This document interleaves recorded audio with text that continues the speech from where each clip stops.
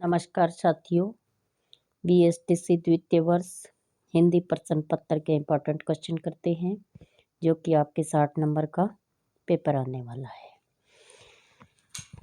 तो इसमें छोटा क्वेश्चन आएगा, भाषा हमें परिचय कराती है, कि भाषा हमें किसका परिचय कराती है। नेक्स्ट क्वेश्चन है, दो शब्दों के मेल से बने शब्द को कहते हैं, कि दो शब्दों के मेल से बने शब्द को क्या कहते हैं। उच्च प्राथमिक स्तर पर लेखन विकास के उद्देश्य बताइए, कि उच्च प्राथमिक स्तर पर लेखन विकास के उद्देश्य क्या है। जीवनी तथा आत्मकथा में अंतर बताइए। ये लगभग 30 शब्द में अपने को उत्तर देना है। स्वर व व्यंजन में अंतर स्पष्ट कीजिए, ये भी 30 शब्द का है। वाचन कितने प्रकार के होते हैं, ये भी 30 शब्द के हैं।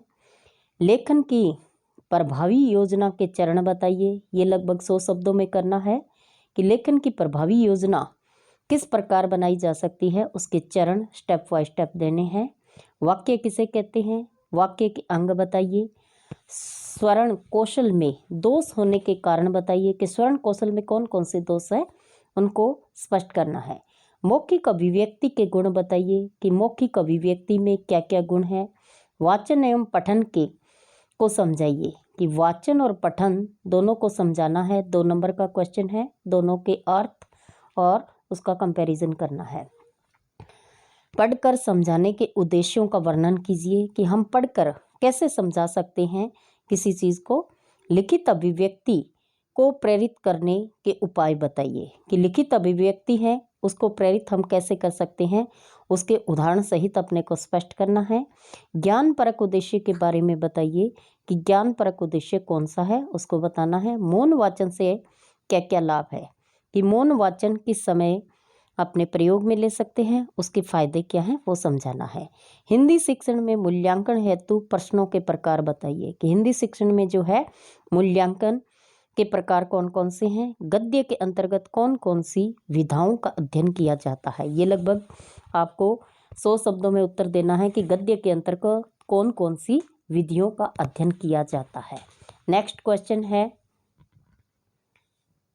वार्तालाप की विशेषता बताइए, कि वार्तालाप की विशेषता क्या क्या है, वार्तालाप करने से क्या फायदे होते हैं, किस प्रकार उच्चारण जो है हमारा परिवर्तन होता है, उच्चारण में सुधार होता है। उच्च प्राथमिक स्तर पर भाषा शिक्षण के उद्देश्य बताइए। ये लगभग 3 नंबर का क्वेश्चन है, कि उच्च प्राथमिक स्तर पर भाषा शिक्षण के उद्देश्य क्या है। व्युत्ति के आधार पर शब्दों के प्रकार बताइए, कि किस प्रकार उसके प्रकार है, उसका एक्सप्लेन करना है। आदेश और निर्देश में अंतर स्पष्ट कीजिए। ये क्वेश्चन लगभग हर साल आता है, इंपॉर्टेंट है। आदेश और निर्देश में अंतर क्या है, दोनों का कंपैरिजन करना है। मूल्यांकन की विधियों की विवेचना कीजिए। ये शॉर्ट नोट में भी आया है और यहाँ भी है, कि मूल्यांकन क्या है, तो पूरा का पूरा आप जो है यूनिट अच्छी तरह से देख लीजिए। इसके ऑप्शन में है, निम्नलिखित बिंदुओं के आधार पर किसी कहानी की पाठ योजना तैयार कीजिए। इसमें स्टूडेंट्स ध्यान दीजिए, या तो आपको टॉपिक भी दिया जा सकता है या क्लास दी जा सकती है, कि आपको एक जो है पाठ योजना तैयार करनी है। जैसे आप क्रिटिसिज्म और फाइनल लेसन में इंटर्नशिप में करके आए थे, उसके आधार पर आपको एक लेसन प्लान तैयार करना है। उसमें पॉइंट है, उद्देश्य, अधिगम, गतिविधियां और मूल्यांकन। ये पॉइंट लेते हुए अपने जो है पाठ योजना तैयार करनी है। ये 5-6 नंबर का क्वेश्चन आता है।